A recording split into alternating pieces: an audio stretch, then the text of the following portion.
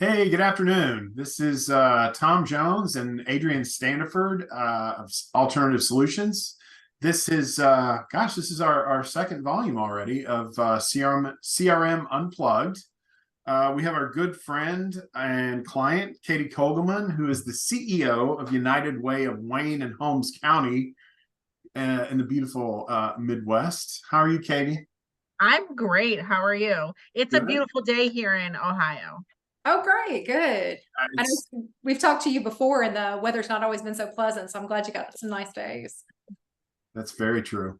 So the last time we met was a couple of weeks ago. I think you were here for a conference, right?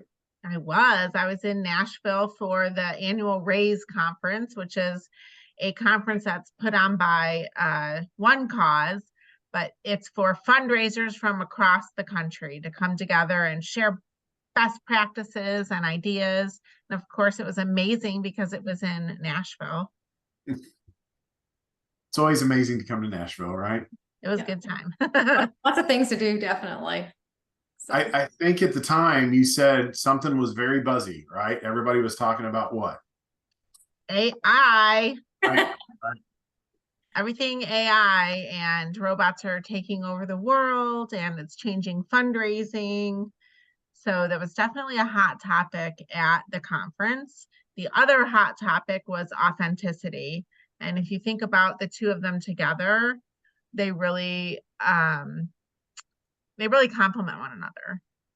And we can dive deeper into that if you want to. Yeah, very true. gotcha. Have you started to feel AI in your space yet, or is it still in its infancy? I would say we're probably toddlers here, maybe preteens. We are definitely using AI more than any of our local partners. And I was nervous about it at first because I do consider myself a somewhat creative person and I enjoy writing. I enjoy connecting with people, whether it's via email or in a handwritten letter. So at first I was like, oh, I don't really know about this AI stuff. They're just going to steal all my really good ideas and make money off of it somehow. But once I started using it, it became evident that this is such a way to save time so that I can be free to go out and interact with people personally, face to face, Sure. and Yeah, not be stuck at my desk. gotcha. So That probably helps with a lot of your current initiatives right now. I know that you guys are in your big fundraising run to the finish line. Can you tell us a little bit about that and how that AI is helping you with that?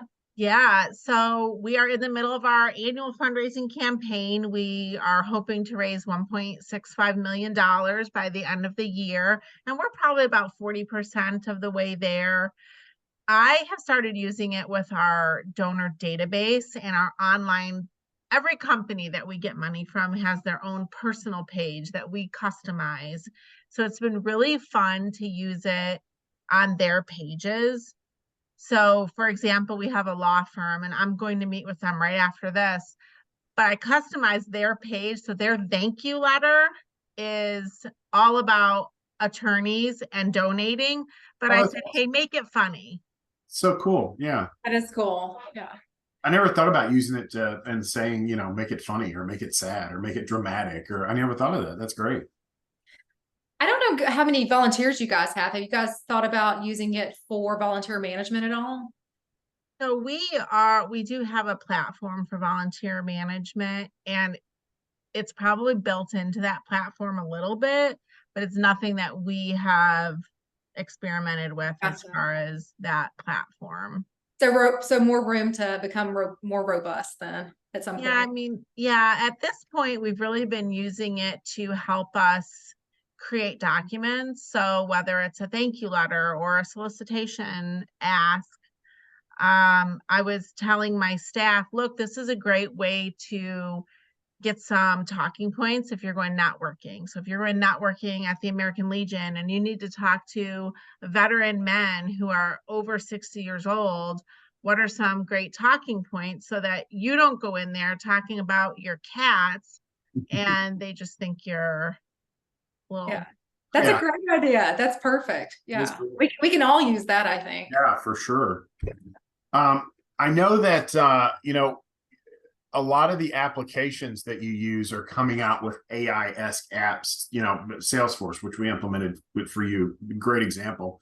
Their conference this year was AI. So are there applications out there that United Way has looked at to think, what, that might be another way to bring AI into this to make our lives a little simpler? So right now the 3 that we've used is Chat GPT. I actually call it Cheat GPT here because I feel a little bit like we're cheating because it's so easy. That's and great. it makes life so much easier. Sure. We've also used Free Will, which so Chat GPT, you basically tell it what to do, right? Right. This Free Will, it asks you a series of questions first. So what's your organization? What are you trying to do? So it kind of does those filters for you. Right. If you can't think, oh, I need all this in it. And that's been good. And then I just recently used a video AI. It was crazy. I'm trying to look at the name. Yeah. All right. I'd love to hear about this if you can. Yeah, I gotta find the name. So this video one, what I did is I took a blog post that Kaylee had written, Okay. and I asked this application to summarize it in a video form. I saw you post this on Did you see it LinkedIn. Yes, on I LinkedIn? did. That is Yeah, so cool. great. It was It wasn't great. perfect, but I was blown away. Literally 10 minutes of my life, and it summarized this blog post. I'm like, if we could do that Yeah. with creating videos for our donors. Yeah. It helps with your budget tremendously. Imagine going I to would a think. marketing firm to do it. Would have taken weeks, maybe months, would have cost $5,000. And Yeah, especially when you're in a budget like that, when you're supposed to be getting donations, not spending a bunch of money. Yeah, that's a good idea. Yeah, so that was a really interesting one. I'd love to play with that more. Like I said, it wasn't perfect. I haven't figured out how you could drag and drop your own pictures into it. I'm sure you can, but it created this 20-second video giving a summary of what her blog post was about. Yeah. To make people interested. Oh, well, I want to go read that now. Yeah, that's very cool. So, I recently saw an article. Who was it? Trying to think what large nonprofit. I can't even think of it, but they were using AI to predict donor behavior. Have you looked at that or heard about that at all? Was that something they brought up at the conference or? It was. They actually spoke at the conference about that, and they're using all sorts of data points and then AI to say, this is what you can expect.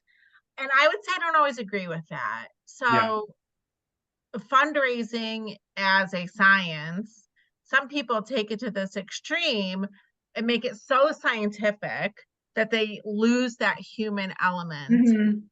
And that's where I think we could get in trouble with AI and philanthropy, is if we rely on AI to do all the work for us, we're going to actually lose donations, because while people care about the causes and they care about their community or their animals or whatever the cause is, they're usually giving because a person called them on the phone or met them somewhere and said, hey, we really need you. We really need your help. We really need your support.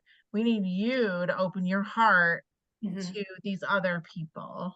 And AI, computers, robots can't do that.